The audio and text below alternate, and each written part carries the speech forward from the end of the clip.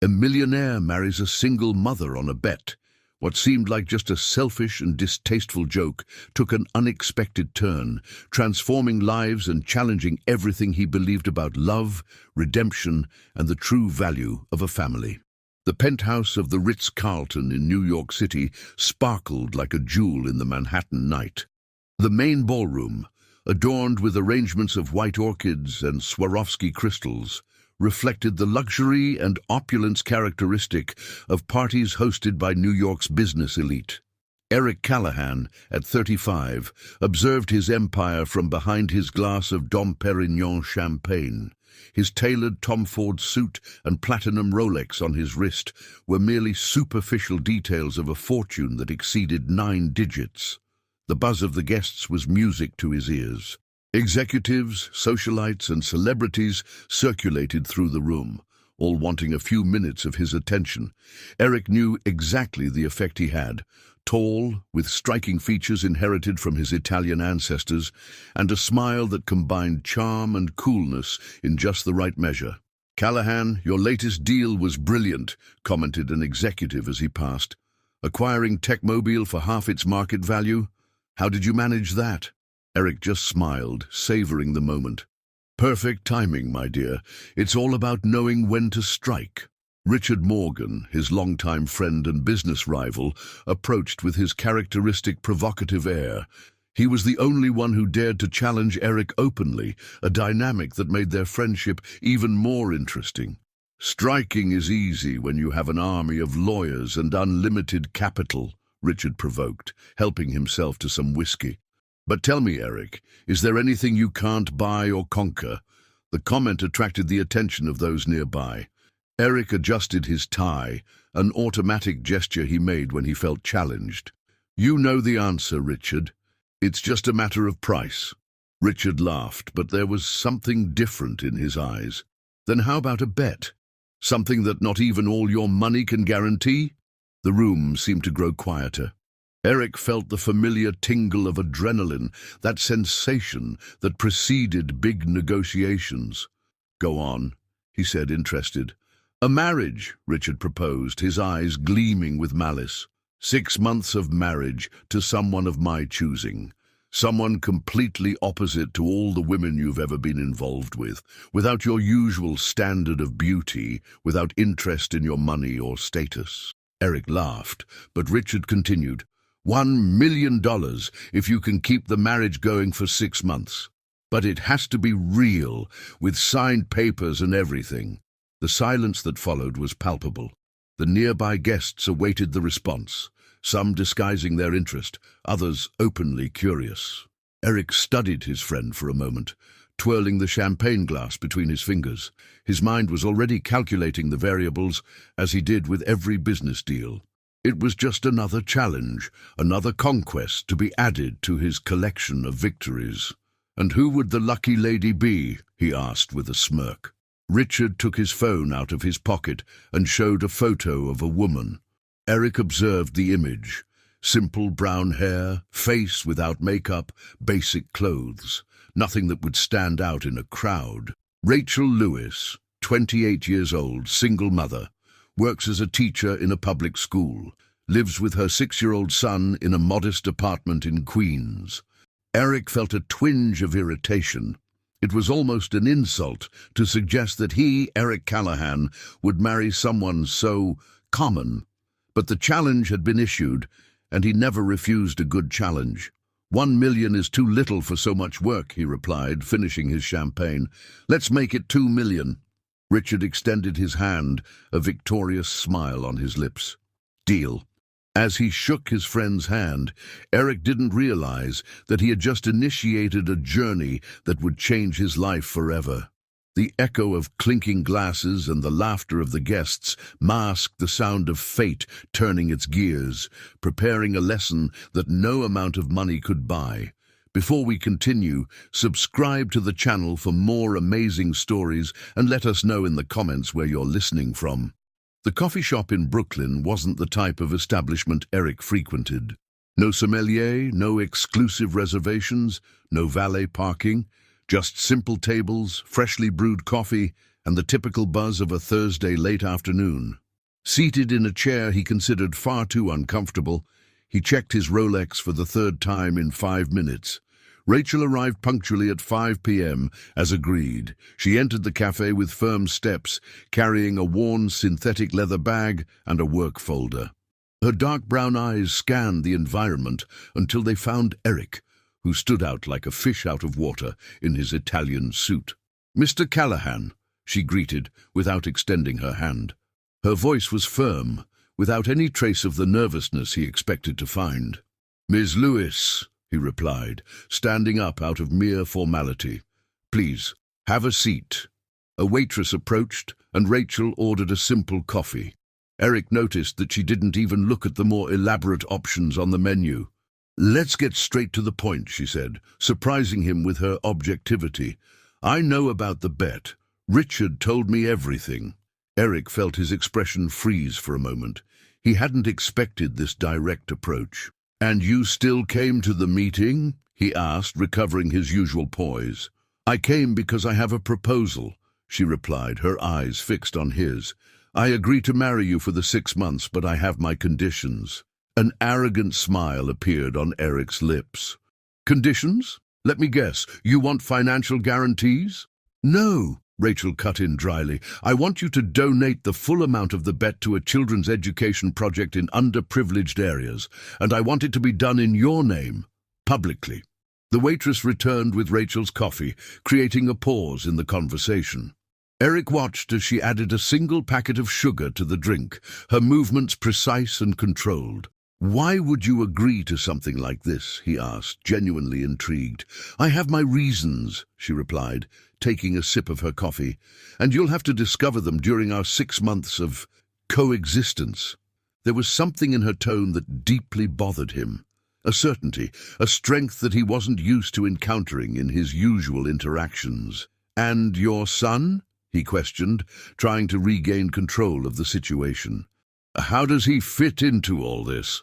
"Ethan is non-negotiable," she responded immediately. "Where I go, he goes, and you'll have to treat him with respect and consideration, even if this is just a charade for you." Eric leaned back in his chair, studying the woman in front of him. There was nothing extraordinary about her appearance. Shoulder-length brown hair, face without makeup, simple but well-kept clothes. However, there was something in her posture that challenged him. "And if I say no," he provoked. "Then you lose the bet before it even begins," she replied with a slight shrug. "And Richard will have the pleasure of seeing the great Eric Callahan back down from a challenge." The silence that followed was tense. Eric realized he was in a position he rarely experienced. He didn't have total control of the situation. "All right," he said finally. "I accept your conditions, but I have mine too. I'm listening. You and your son move into my penthouse. Appearances are important, and I need this to look real." Rachel nodded, as if she had already expected this. "I agree, as long as Ethan can continue at the same school. And you'll participate in necessary social events," he continued. "Appropriately dressed, of course. As long as you don't try to turn me into one of your plastic socialites," she retorted, finishing her coffee. Eric extended his hand across the table, his face a mask of business confidence. "So do we have a deal?" Rachel looked at the extended hand for a moment before shaking it. Her grip was firm, decisive. "We have a deal," she confirmed, standing up.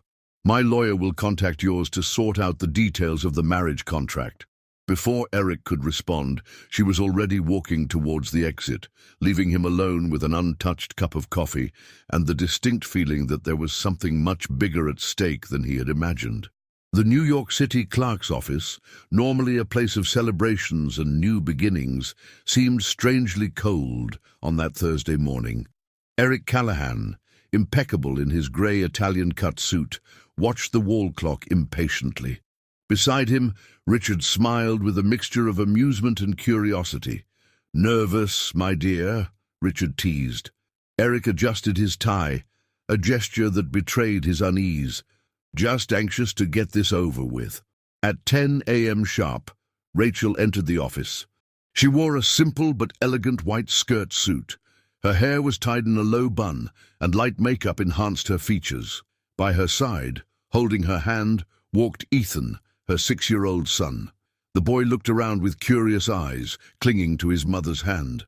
"Good morning," Rachel greeted, her voice firm. "We're ready to begin." Eric nodded, unable to completely hide his surprise at Rachel's appearance. She looked different, not stunning like the women he usually dated, but there was a subtle and natural beauty he hadn't noticed before. The clerk, a middle-aged man with thin-rimmed glasses, led them to the room where the ceremony would be held. It was an austere environment, with dark wood furniture and a few paintings on the walls. "Shall we begin?" asked the clerk, opening a large registry book. Eric and Rachel positioned themselves side by side, while Ethan sat in a nearby chair, swinging his legs that barely touched the floor. The clerk began to read the legal terms of the marriage, his monotonous voice echoing in the almost empty room. Eric felt a strange sense of unreality. He, who had closed million-dollar deals in rooms full of executives, felt uncomfortably exposed at this moment. "Mr. Eric Callahan, do you take Rachel Lewis as your lawful wife?" There was a pause, almost imperceptible, before Eric answered, "Yes, I do." "Ms. Rachel Lewis, do you take Eric Callahan as your lawful husband?" Rachel looked directly into Eric's eyes before answering, "Yes, I do." The rings were exchanged, simple gold bands chosen by Rachel, much to Eric's dismay, who preferred something more ostentatious. The touch of hands was brief, almost clinical. "I now pronounce you husband and wife," concluded the clerk, closing the book with a dull thud. There was no kiss, just a formal handshake. Ethan approached, looking at Eric with a mixture of curiosity and apprehension. "Congratulations to both of you," said Richard, his tone oscillating between amusement and a strange seriousness. "May these 6 months be interesting." As they signed the final documents, Eric couldn't help but notice how Rachel seemed completely at ease, as if signing a marriage contract was something she did every Thursday. "Well," said Eric, putting away his copy of the documents, "I suppose we should go home now." "Our home," Rachel corrected gently, taking Ethan's hand. "Remember, Eric, appearances are important." The comment, a repetition of his own words from their previous meeting, caught Eric off guard. He nodded, opening the door for them to leave the office. Outside, a black limousine awaited them. Ethan let out a soft, "Wow," his eyes shining with childish excitement. "Can we really ride in this, Mom?" he asked, pulling Rachel's hand. "Yes, sweetie," she replied, exchanging a glance with Eric. "This is our new transportation." As they settled into the luxurious interior of the vehicle, Eric observed mother and son. Ethan explored every detail of the car with enthusiasm, while Rachel maintained a studied calm. "To the penthouse," Eric instructed the driver, feeling the weight of the ring on his finger. As the limousine glided through the streets of New York, Eric found himself wondering for the first time if he really knew what he was getting into. The woman beside him, with her excited son, was an enigma he couldn't decipher. And something told him that the next 6 months would be much more challenging than he could have ever imagined. The private elevator opened directly into Eric's penthouse, revealing a space that looked more like a contemporary design exhibition than a home. Italian marble floors reflected the light that streamed in through the floor-to-ceiling windows, offering a panoramic view of New York City. Modern artworks adorned the immaculate white walls, and minimalist designer furniture completed the ambiance. Ethan let go of Rachel's hand and took 2 hesitant steps into the apartment, his eyes wide with amazement.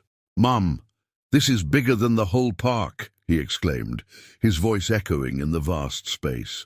Rachel placed a gentle hand on her son's shoulder, her eyes scanning the environment with a mixture of admiration and skepticism. "It's quite big, yes," she responded, her voice controlled. Eric observed their reactions with a mix of pride and irritation. He was used to impressing people with his wealth, but Rachel's restrained reaction bothered him in a way he couldn't explain. "Let me show you the bedrooms," he said, walking towards a hallway. "Ethan, you'll have your own room, of course." The boy's face lit up. My own room? Really? Eric opened the door to one of the guest rooms, which had been hastily adapted for a child. A king-size bed dominated the space, along with a designer desk and a 65-inch smart TV on the wall. "Wow!" exclaimed Ethan, running into the room. He stopped abruptly, looking at his mother as if asking for permission. Rachel nodded with a small smile, and the boy immediately jumped onto the giant bed, laughing with joy. "Thank you," said Rachel to Eric, her voice low. "This means a lot to him." Eric shrugged, uncomfortable with the gratitude. "It's just a room." "To you, maybe," she replied, her eyes meeting his. "To him, it's a dream come true." They continued the tour, with Eric showing the master suite, the office, the dining room, and finally the ultra-modern kitchen with state-of-the-art appliances. "And this is where we will have our meals," he said, hesitating slightly. Rachel frowned, looking around the immaculate kitchen. "Do you cook?" she asked, a touch of surprise in her voice. Eric laughed as if the idea was absurd. "Of course not. I have a team for that. The chef will come in the morning to discuss the week's menu." Rachel's face closed slightly. "That won't be necessary," she said firmly. "I cook for myself and Ethan." "But—" Eric began, confused. "Listen, Eric," Rachel interrupted, her voice low but intense. "I know all this is a game for you, but for me and Ethan, these are our lives. I'm not going to change who we are just because we're living in a luxury penthouse for a few months." Eric felt a twinge of irritation. "I thought we had agreed to keep up appearances." "And we will," she assured him, "but not at the expense of our identity. Ethan needs stability and routine. That includes the meals I prepare for him." Before Eric could respond, Ethan came running into the kitchen, his eyes gleaming with excitement. Mom, there's an incredible view from my room. You can see Central Park." Rachel smiled, bending down to be at her son's level. "That's wonderful, sweetie, but remember, it's just for a while, okay?" The boy nodded, then looked at Eric with a mixture of curiosity and caution. "Thank you for the room, Mr. Eric," he said, his voice small but sincere. Eric, caught off guard by the child's gratitude, just nodded awkwardly. "You're welcome," he muttered. The rest of the afternoon was spent with Rachel and Ethan, unpacking their things, with Eric observing from afar, feeling strangely out of place in his own home.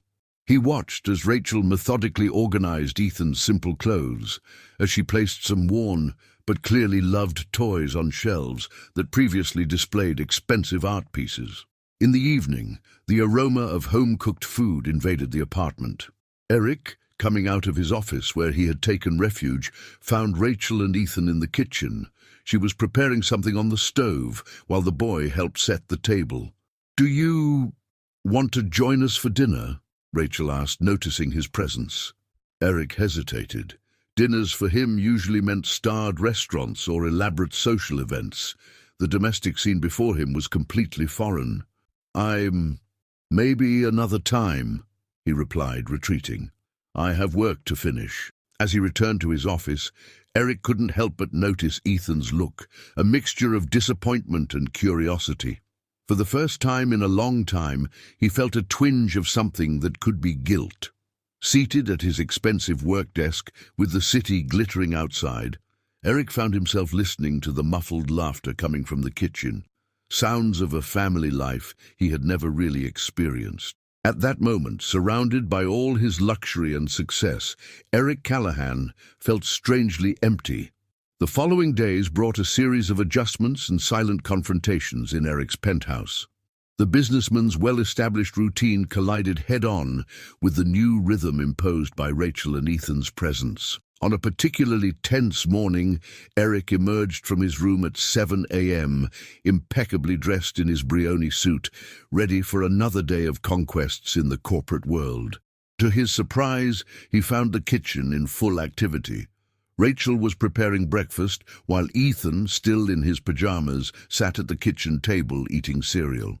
"Good morning," said Rachel, without taking her eyes off the pan where she was preparing eggs. "Want some coffee?" Eric hesitated, disconcerted by the domestic scene. "I usually have coffee at the office," he replied, adjusting his tie.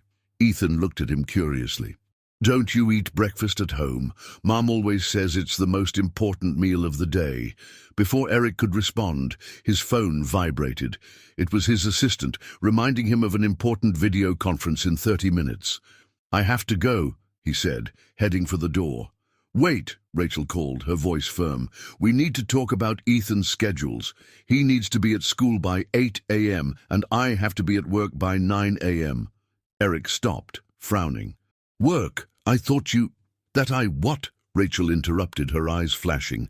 That I'd quit my job just because I married you? I'm a teacher, Eric. It's more than a job, it's a vocation. The businessman felt a wave of irritation. This wasn't in his plans. And how do you expect to maintain appearances if you continue working at a public school? Appearances will be maintained, she responded coolly, but not at the expense of my identity or Ethan's routine.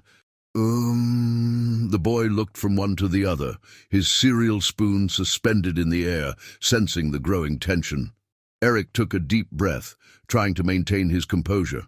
All right, what do you suggest? I need a car, said Rachel. Nothing extravagant, just something practical to take Ethan to school and get to work. I can arrange a driver, Eric offered. No, she retorted. I need the independence. And before you suggest it, I don't want a luxury car. Something simple and safe will be enough. Eric nodded stiffly, making a mental note to deal with this later. Anything else? Yes, Rachel continued. We need to establish some rules of coexistence. Ethan has a routine, and it would be good if we could all have dinner together at least a few times a week. The idea of regular family dinners made Eric feel uncomfortable. His evening routine usually involved business dinners, social events, or late work at the office. I'll see what I can do, he replied evasively. Ethan, who had remained silent, suddenly spoke. Mr. Eric, will you take me to school someday? The innocent question caught Eric off guard. He looked at the boy, noticing for the first time the glimmer of hope in his eyes. Maybe, he replied, feeling strangely guilty. I have a very busy schedule, you know. Ethan's face fell a little, and Rachel placed a protective hand on her son's shoulder. Let's finish your breakfast, sweetie, she said softly. We have to get ready for school. Eric left the apartment feeling displaced and irritated. As the elevator descended, he found himself thinking about how dramatically his life had changed in just a few days. Rachel and Ethan's presence was challenging not only his routine, but also his conceptions about family, work, and priorities. In the car on the way to the office, Eric made a call. Richard, he said as soon as his friend answered, I think we underestimated this situation. Richard's laughter sounded through the speakerphone. Already feeling the weight of the ring, my friend? Don't tell me the great Eric Callahan is having difficulties with a simple teacher and a child. Eric gritted his teeth, annoyed by his friend's mocking tone. It's not as simple as we thought. She has principles. Ah, principles, Richard replied, still laughing. Something you're not very used to dealing with, is it? Abruptly ending the call, Eric leaned back in the leather seat, his mind a jumble of conflicting thoughts.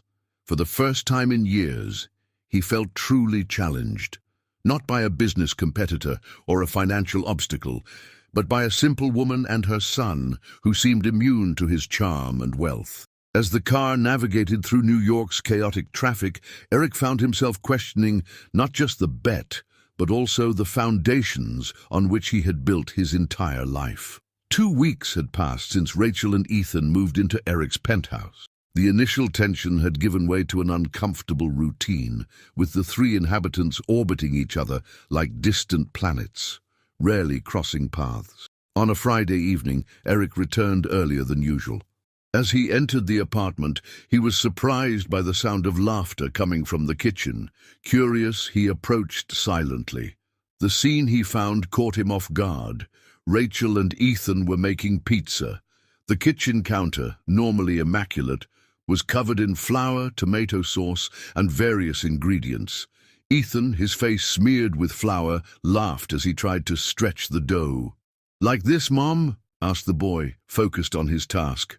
"Perfect, my love," Rachel replied, smiling. "Now let's put on the sauce." It was at this moment that they noticed Eric's presence. Ethan's smile faltered a little, and Rachel straightened up as if preparing for a battle. "Good evening," said Eric, feeling strangely intrusive in his own kitchen. "Hi, Mr. Eric," Ethan greeted, hesitant.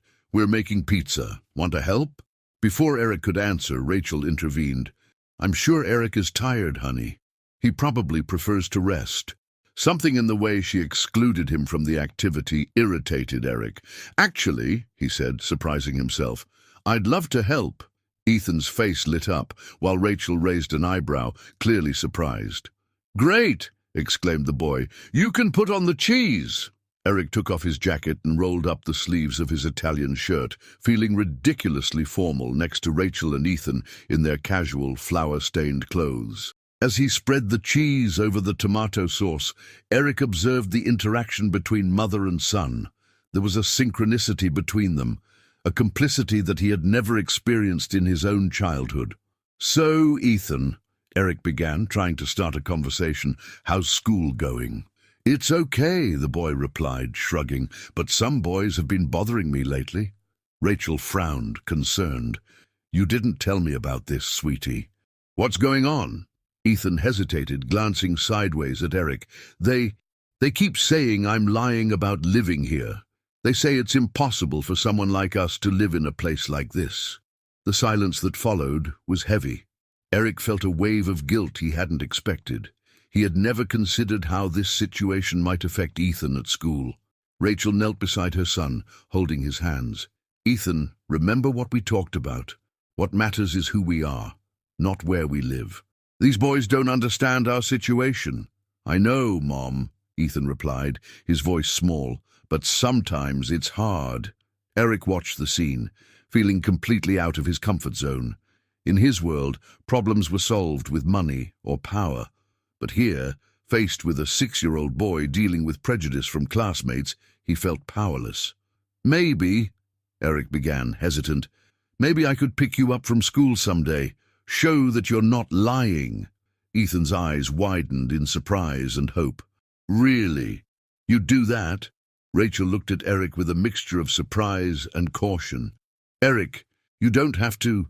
"I want to," he interrupted, surprising himself with the firmness in his voice. "It's the least I can do, considering everything." The smile that lit up Ethan's face was reward enough. Rachel, in turn, studied Eric with a look he couldn't decipher. The rest of the evening passed surprisingly pleasantly. They ate the pizza together, with Ethan animatedly telling about his day at school and his dreams of becoming an astronaut. Eric found himself genuinely laughing at the boy's childish jokes and admiring the patience and affection with which Rachel dealt with her son. Later, after Ethan had gone to bed, Eric found Rachel on the balcony, looking out at the illuminated city. "Thank you," she said softly without turning around, "for what you said to Ethan. It meant a lot to him." Eric joined her on the balcony, feeling a strange vulnerability.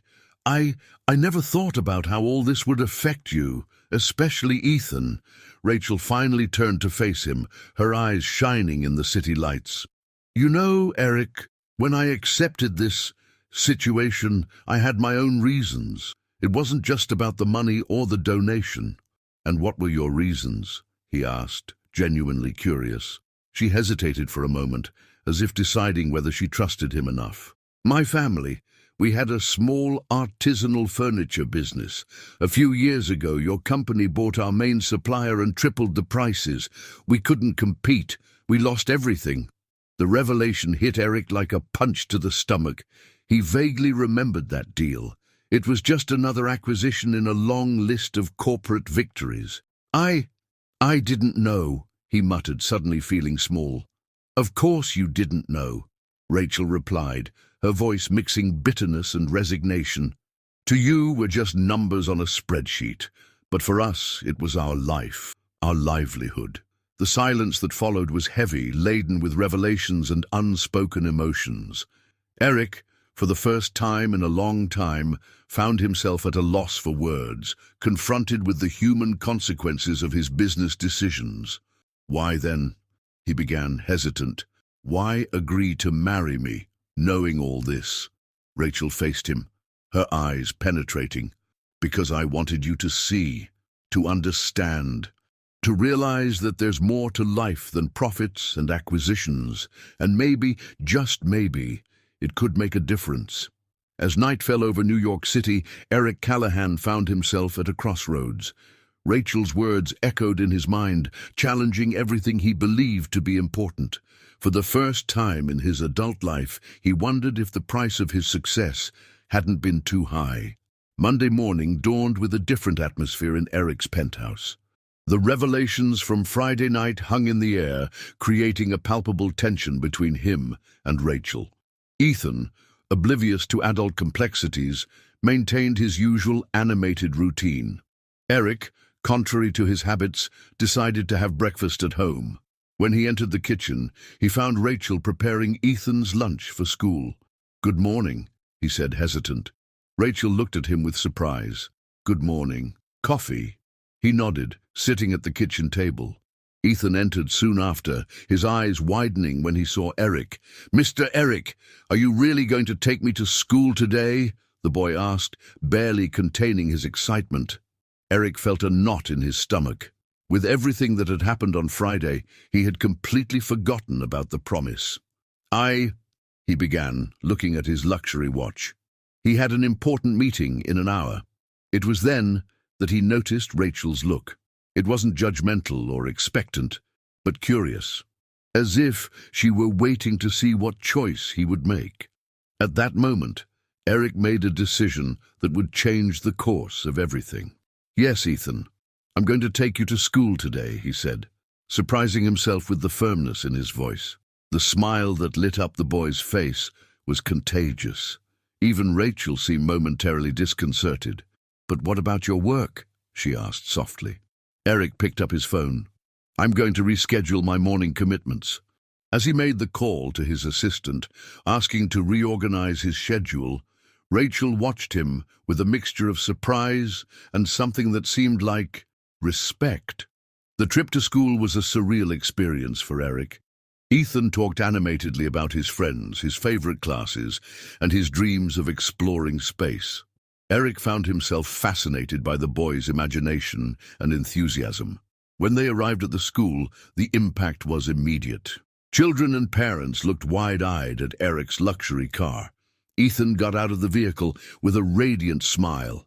"Thank you, Mr. Eric," he exclaimed, surprising the businessman with a hug before running to the school entrance. Eric stood there, watching the boy walk away, feeling an emotion he couldn't name.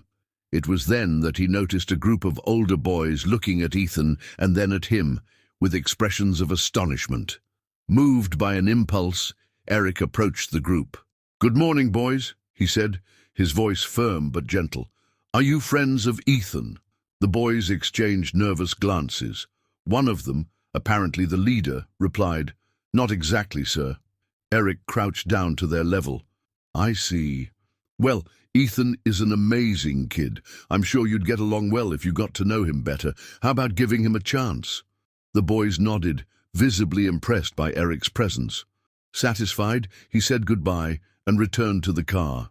Upon returning to the penthouse, he found Rachel preparing to leave for work. "How was it?" she asked, her tone carefully neutral. "It was enlightening," Eric replied, surprised by his own honesty. "Rachel, I'm sorry. For everything." She stared at him, her eyes searching for something in his face. "What exactly do you mean by everything, Eric?" He took a deep breath. "For your family, for the business you lost, for not seeing the consequences of my actions in business, and for treating all this like a game."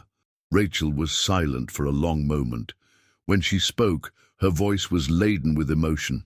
"You know, Eric, when I accepted this situation, part of me hoped you could change, but another part was certain it was impossible." "And now?" he asked, feeling vulnerable in a way he had never experienced before. Now I don't know," she replied, picking up her bag. "But it's a start." When Rachel left, Eric found himself alone in the luxurious penthouse that suddenly seemed cold and empty. He walked to his office, looking at the awards and recognitions that adorned the walls. For the first time, they seemed empty of meaning. Sitting at his desk, Eric called his assistant. "Cancel all my appointments for today," he instructed, "and schedule a meeting with the company's social responsibility team. We have a lot of work to do." Hanging up the phone, Eric looked out the window at the city sprawling below. New York City, with all its contradictions and inequalities, seemed different now. It was no longer just a board for his games of power and money, but a place full of stories, lives, and possibilities. At that moment, Eric Callahan understood that he was at the turning point, not just of this peculiar situation he found himself in, but of his entire life. And for the first time in a long time, he felt genuinely excited about what the future might bring. The following weeks brought subtle but significant changes to the dynamics of the penthouse and the lives of its inhabitants. Eric, driven by his epiphany, dove headfirst into a journey of self-discovery and transformation that surprised everyone around him. One afternoon, Rachel returned from work to find the penthouse in a state of organized chaos. Books and papers were spread across the dining table. Eric's laptop was open, displaying complex graphs, and the businessman himself, with rolled-up sleeves and disheveled hair, was absorbed in his research. "What's happening here?" she asked, dropping her bag on the couch. Eric looked up, his eyes shining with an intensity Rachel had never seen before. "I'm redesigning our corporate social responsibility strategy," he explained, gesturing to the papers. "You won't believe the impact we can have if we really dedicate ourselves to this." Rachel approached, curious. "And what exactly are you planning?" "Microcredit programs for small entrepreneurs, partnerships with public schools to improve infrastructure, a support fund for family businesses affected by our acquisitions." He paused, looking directly at her. "Including a special program to rebuild artisanal furniture businesses." The silence that followed was charged with emotion. Rachel felt her eyes fill with tears, but she held them back. "Eric, this is impressive, but why? Why now?" He stood up, walking to the window. "Because you were right, Rachel. There's more to life than profits and acquisitions, and I want to make a difference, for real." At that moment, Ethan came running into the room, interrupting the conversation. "Mom! Mr. Eric! Look what I made at school today!" he exclaimed, brandishing a colorful drawing. Eric bent down to get a better look. The drawing showed 3 stick figures, a woman, a man in a suit, and a boy between them. Above, in childish letters, was written, "My family." The businessman felt a lump in his throat. It's beautiful, Ethan," he said, his voice choked. Rachel observed the scene with a mix of emotions. Seeing Eric, the man who was once the personification of corporate coldness, moved by a child's drawing, was surreal. The days that followed brought more changes. Eric began to participate more actively in the family routine. Dinners together became more frequent, with conversations ranging from Ethan's day at school to discussions about Eric's new social projects. One night, while helping Ethan with his homework, Eric had an idea. "What if we created a project at your school?" he suggested. "Something to improve the library or the science lab?" Ethan's eyes lit up. "Can we have a real telescope at school?" Eric laughed. "Why not? Let's talk to your teacher and see what we can do." Rachel, who was watching the scene from the kitchen, felt a wave of emotion. It was as if she was seeing a completely different man from the one she had met months ago. At work, Eric's changes didn't go unnoticed. His team, initially skeptical, began to get excited about the new projects. Richard, his friend and rival, was perplexed. "What happened to you?" he asked during a business lunch. "First, you start refusing lucrative deals for ethical reasons. Now you're investing millions in social projects. Who are you, and what have you done with Eric Callahan?" Eric smiled, taking a sip of his coffee. "Let's say I finally understood the true value of things, Richard, and I'm not talking about money." As time passed, the atmosphere in the penthouse gradually changed. What was once a cold and impersonal space began to gain touches of warmth and personality. Photos of Ethan appeared in picture frames. Children's drawings decorated the refrigerator, and even Eric contributed, adding some plants to bring life to the environment. One night, as Rachel and Eric chatted on the balcony after putting Ethan to bed, she noticed something different about him. "You seem happy," she commented. Eric reflected for a moment.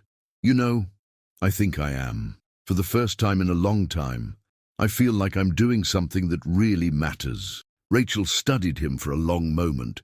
"You've changed a lot, Eric. Sometimes I barely recognize you." "Is that a good thing?" he asked, a note of vulnerability in his voice. She smiled softly. "I think so. But we're still figuring it out, aren't we?" The look they exchanged was charged with unspoken possibilities.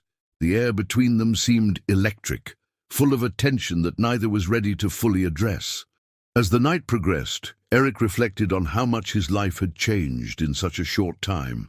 The bet that had begun as an ego game had transformed into a journey of self-discovery and redemption.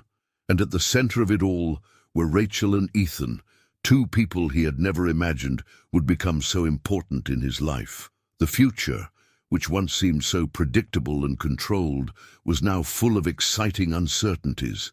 And for the first time, Eric Callahan was eager to discover what would come next, not as a calculating businessman, but as a man in transformation. As the third month of their unusual arrangement approached its end, life in the penthouse had found a surprisingly harmonious rhythm. Eric, Rachel, and Ethan had established a routine that, though unconventional, worked for them. However, the universe seemed determined to test the newly formed bonds of this improvised family. On a seemingly ordinary Wednesday, Eric received a call that would change everything. It was his lawyer, with alarming news. "Mr. Callahan, we have a problem." The lawyer's tense voice echoed through the phone. "One of the minority shareholders is legally questioning your recent decisions in the company. They claim that your new social projects are hurting profits and, consequently, the value of the shares." Eric felt the familiar weight of corporate pressure, but this time it was different. Now there was much more at stake than just money. "I understand," he replied, keeping his voice calm. "Prepare all the documents. We're going to face this head-on." As he hung up, Eric found himself facing a dilemma he never imagined he'd face, choosing between the empire he built and the new values he was embracing. That night, during dinner, Rachel immediately noticed that something was wrong. Eric barely touched his food, his gaze distant. "What happened?" she asked after Ethan went to bed. Eric hesitated, but then decided to share. As he explained the situation, Rachel listened attentively, her face a mixture of concern and something else, pride. "So, what are you going to do?" she asked when he finished. Eric ran his hand through his hair, a gesture of frustration. "I don't know. If I back down on the social projects, I'll be betraying everything I've learned in the last few months. But if I don't, I might lose control of the company I built." Rachel studied him for a moment before speaking. "Eric, a few months ago, you wouldn't have hesitated to do whatever was necessary to protect your profits. The fact that you're conflicted now, that shows how much you've changed." Her words touched Eric deeply.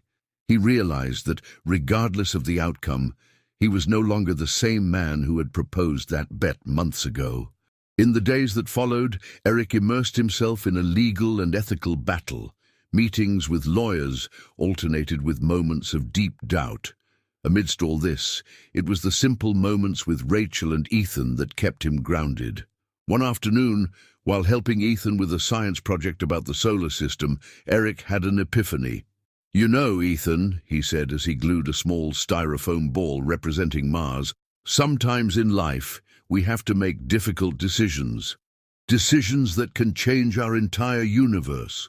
Ethan looked at him curious. "Like when you decide to explore a new planet." Eric smiled. "Exactly. It's risky, scary, but it can lead to incredible discoveries." At that moment, looking at the small solar system of styrofoam and paint, Eric knew what he needed to do. The next morning, he called a press conference. With Rachel discreetly observing from the back of the room, Eric addressed the journalists and cameras. For years, I led this company with a single goal, to maximize profits, he began, but I've learned that there's more to life and business than just the financial result. Our social projects are not just charity initiatives, they are investments in the future, a future where companies are part of the solution, not the problem. He paused, his eyes meeting Rachel's for a brief moment. If this means that some shareholders want to leave, so be it. I'm willing to buy their shares. And if it means I'll have to rebuild this company from scratch with new values and purposes, then that's what I'll do. The reactions were immediate and intense. While some applauded, others expressed skepticism or even outrage. But Eric remained firm. After the conference, when they were finally alone, Rachel approached Eric. "Are you sure about this?" she asked, her voice soft. Eric nodded.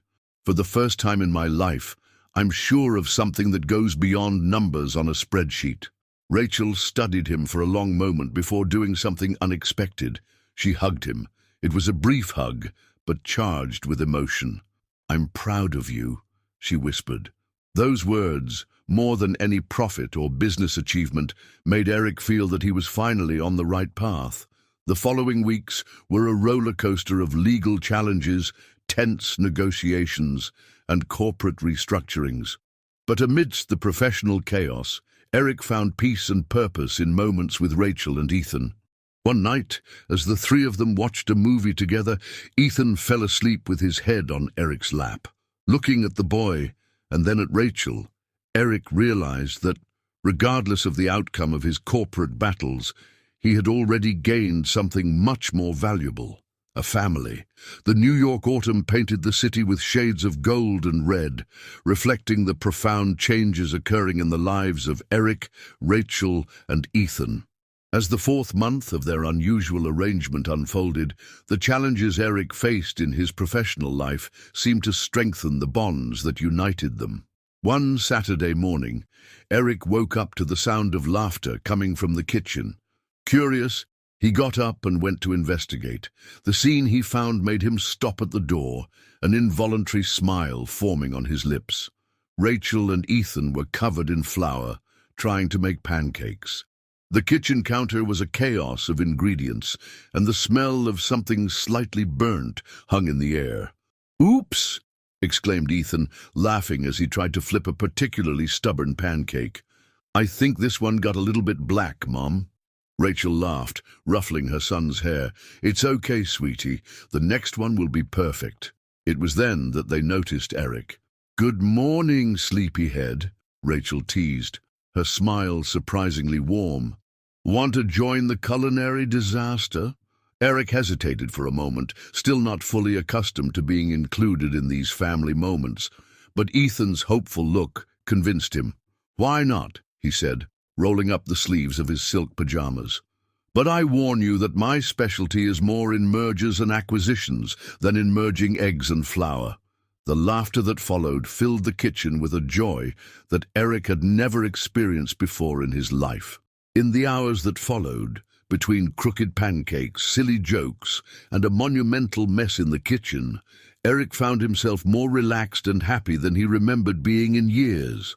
Watching Rachel patiently teach Ethan how to measure ingredients, or the boy trying to explain to him the secret science of flipping pancakes perfectly, Eric felt something change within him. Later that day, as they cleaned the kitchen together, Eric insisted on helping despite Rachel's initial protests. A more serious conversation arose. "How are things at the company?" Rachel asked, passing a plate to Eric to dry. He sighed, but his tone wasn't one of defeat. "Difficult, but we're making progress.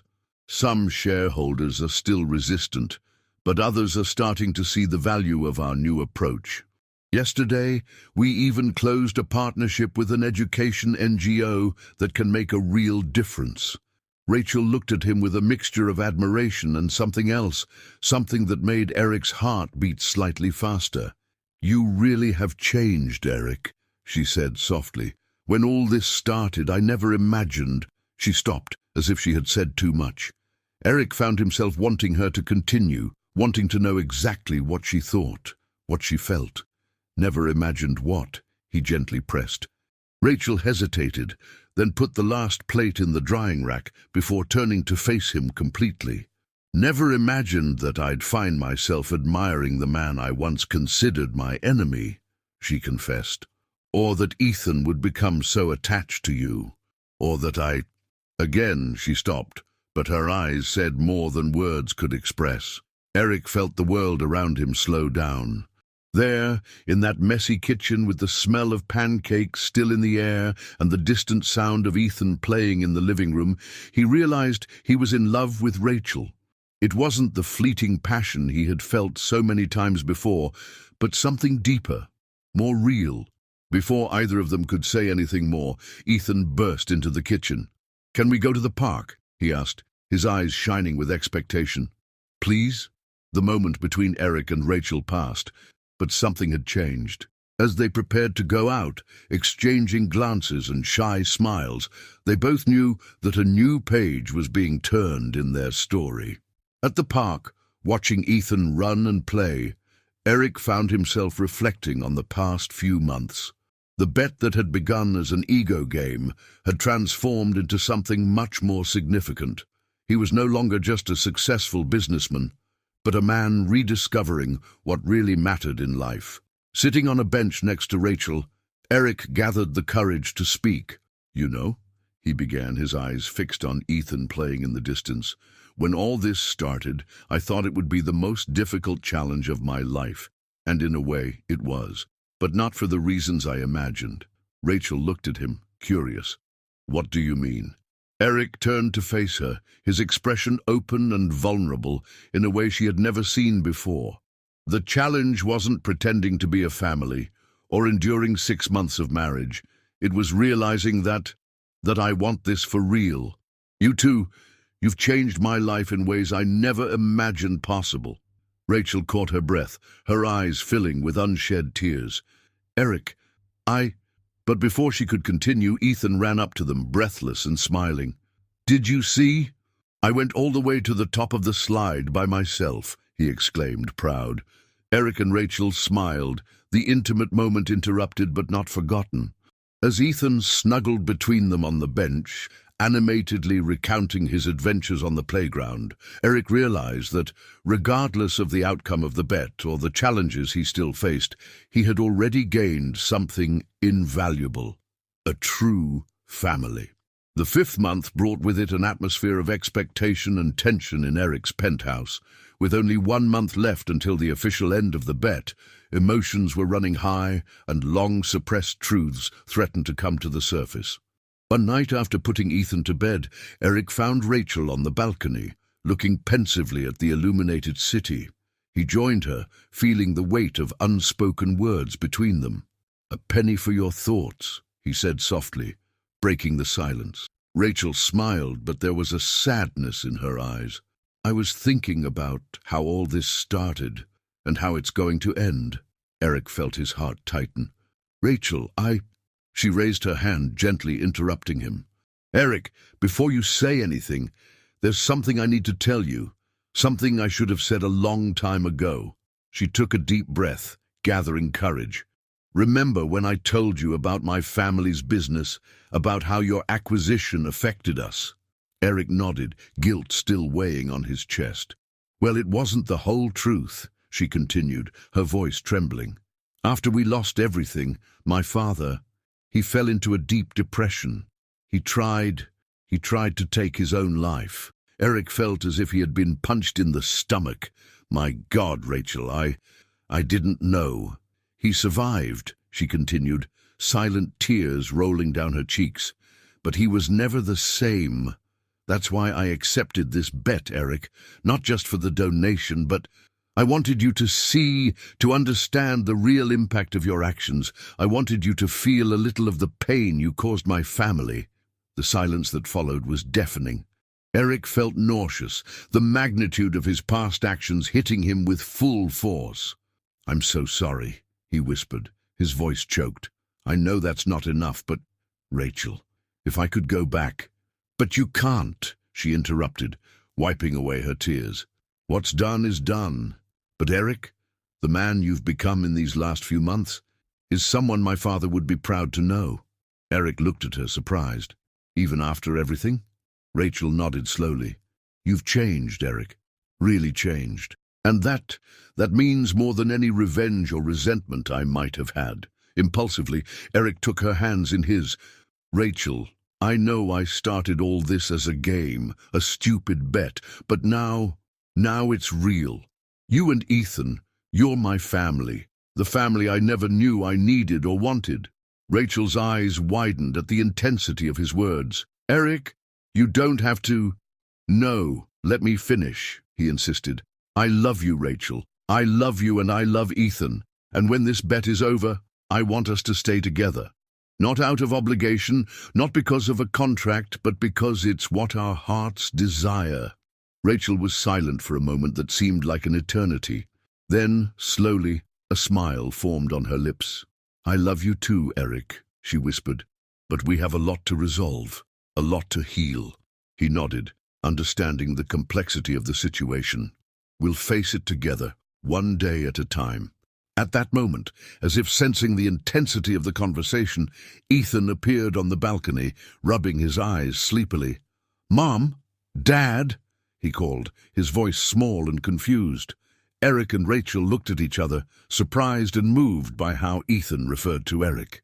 It's all right, sweetie, said Rachel, opening her arms to her son. Come here.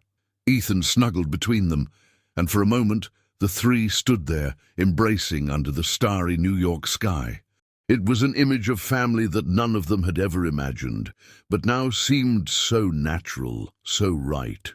The next day, determined to make things right, Eric made a drastic decision. He called an emergency meeting with his executive team and announced a bold plan to create a foundation dedicated to helping small businesses affected by corporate acquisitions, with a special focus on psychological support for entrepreneurs and their families. This isn't just about financial compensation, he explained to his stunned team. It's about recognizing the human impact of our business decisions and doing something about it. While some executives expressed skepticism, others seemed inspired by Eric's new vision. That night, when he shared the news with Rachel, she hugged him tightly, tears of gratitude in her eyes. This doesn't erase the past, she said softly, but it's an incredible step towards a better future. Eric knew the path ahead would be challenging. There was much to repair, much to rebuild, but looking at Rachel and at Ethan, who was playing happily in the living room, he knew he had found something much more valuable than any corporate empire. He had found his true purpose. The sixth and final month of the bet arrived, bringing with it a mixture of anxiety and expectation. The deadline was approaching rapidly, and with it the need for decisions that would shape the future of everyone involved. A week before the final deadline, Richard, the friend who had proposed the bet, showed up at Eric's penthouse unannounced. His face displayed an expression of curiosity and skepticism. So, Eric, he said, observing the apartment now full of signs of a family's presence, it seems you really took this bet seriously. Eric, who was helping Ethan with his homework at the living room table, looked at his friend with a serious expression. Richard, we need to talk. Ethan, why don't you go play in your room for a moment? The boy nodded, casting a curious look at Richard before leaving. As soon as they were alone, Eric turned to his friend. Richard, things have changed. Everything has changed. Richard raised an eyebrow. What do you mean? This bet. It started as a game, but it became much more than that, Eric explained, his voice laden with emotion. Rachel and Ethan, they're my family now. For real? Richard laughed, incredulous. Come on, Eric. You don't expect me to believe that the great business shark fell in love with a teacher from the suburbs, do you? Eric's expression hardened. That's exactly what happened. And if you can't understand or respect that, maybe it's better if you leave. At that moment, Rachel entered the apartment, stopping abruptly when she saw Richard. She looked from one man to the other, sensing the tension in the air. What's going on here? She asked, her voice calm but firm. Eric approached her, placing a protective arm around her waist. Richard came to check on the progress of the bet, he explained. But I was just telling him that things have changed. Rachel looked into Eric's eyes, seeing there all the sincerity and love that had grown over the past few months. Then she turned to Richard. "Mr. Morgan," she said, her voice surprisingly strong, "I know all this started as a game for you, but for me and my son, this has become our life. Eric is no longer just a name on a marriage contract. He's part of our family." Richard looked from Eric to Rachel, his skepticism giving way to surprise. "You're serious, aren't you?" Eric nodded. "More serious than I've ever been in my entire life." A heavy silence fell over the room. Richard seemed to be processing everything he had heard and seen. Finally, he spoke. "Well, this is unexpected. But Eric, you know there's still the legal aspect of the bet, the contract." "Forget the contract," Eric interrupted firmly. "Forget the money. That doesn't matter anymore. What matters is what we've built here." At that moment, Ethan came out of his room, attracted by the voices. He ran to Eric and Rachel, hugging both their legs. "Is everything okay?" he asked, looking worriedly at the adults. Eric knelt down, getting to the boy's eye level. "Everything's great, champ. In fact, it's better than ever." Richard observed the scene, his expression visibly softening. He saw the way Eric interacted with Ethan, the look of genuine love he exchanged with Rachel. It was undeniable. His friend had really changed. "Right," Richard finally said, letting out a sigh. "I guess I underestimated the power of this situation. Eric, you won the bet, but more than that, it seems you found something much more valuable." Eric stood up, extending his hand to Richard. "Thank you, friend, for understanding."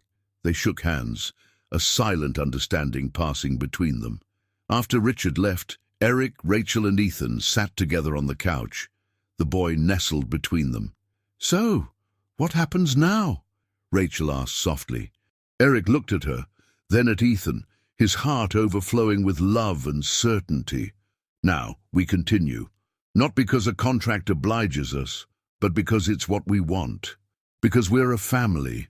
Ethan looked up, his eyes shining. "Does this mean you're going to stay forever, Dad?" The word Dad made Eric's heart leap. He hugged the boy tightly. "Yes, champ, I'm going to stay forever." Rachel, with tears in her eyes, joined the hug. There, in that moment, they knew they had found something rare and precious, a true love born from the most unlikely circumstances.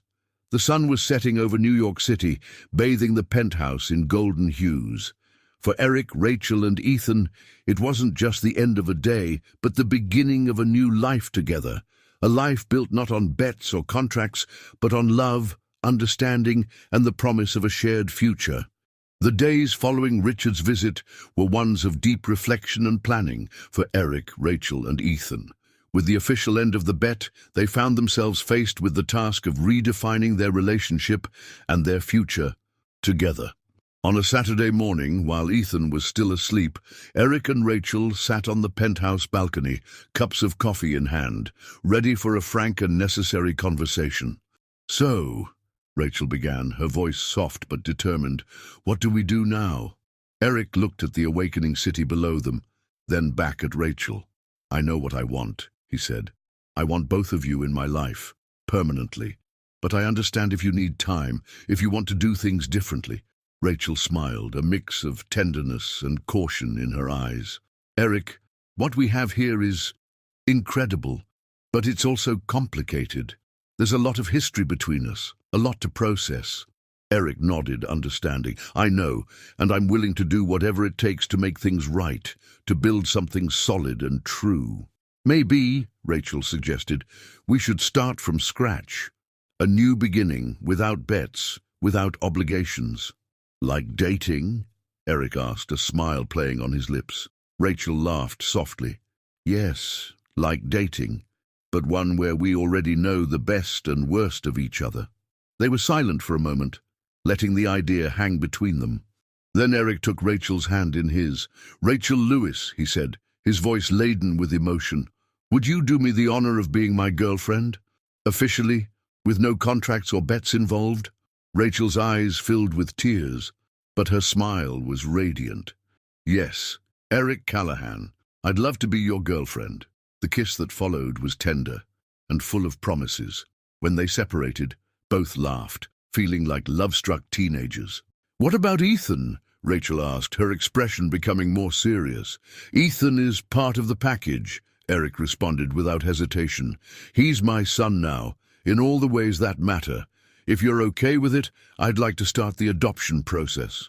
Eric's words caught Rachel by surprise. She looked at him, searching for any sign of doubt, but found only determination and love. Are you sure? She asked, her voice trembling slightly. It's a big step. I'm absolutely sure, Eric affirmed. Rachel, you two have given me a new purpose, a new vision of life. I want to make this official. I want to give Ethan the security and love of a father. At that moment, as if summoned by the conversation, Ethan appeared on the balcony, still in his pajamas and with messy hair. Good morning, he mumbled sleepily, snuggling between Eric and Rachel. Eric exchanged a look with Rachel, receiving a small nod before turning to the boy. Ethan, he began, his voice gentle, how would you feel if I officially became your dad? Not just in our hearts, but on paper too. The boy's eyes widened, all sleepiness disappearing instantly. You mean you want to adopt me? Eric nodded, feeling a lump in his throat. Yes, champ, if you want. Ethan looked at his mother, as if seeking permission. Rachel smiled, tears in her eyes, and nodded. With a cry of joy, Ethan threw himself into Eric's arms. Yes, yes, I want. The hug that followed, with the three of them intertwined, was the embodiment of the love and family they had built together. In the weeks that followed, Eric, Rachel, and Ethan embarked on a journey of rebuilding and renewal. Eric initiated the adoption process, facing the bureaucracy with fierce determination. At the same time, he continued his mission to transform his company, implementing policies that prioritized employee well-being and positive social impact. Rachel, inspired by Eric's change, decided to return to college to pursue a postgraduate degree in inclusive education. With Eric's full support, she dedicated herself to her studies, determined to make a difference in the lives of more children. Ethan flourished with the love and stability of his new family. His passion for astronomy grew, fueled by the books and telescopes that Eric loved to buy for him. One night, as they watched the stars from the penthouse terrace, Ethan asked a question that touched Eric's heart. Dad, he said, the words still new and precious, do you think there are families like ours up there, in the stars? Eric smiled, pulling the boy close. Maybe, champ, but you know what? I think our family is so special that it shines brighter than any star in the sky. Rachel joined them, enveloping both in a hug. And do you know why? She added. Because our love is strong enough to illuminate entire galaxies. There, under the starry New York sky, Eric Callahan knew he had found his true home, his true purpose.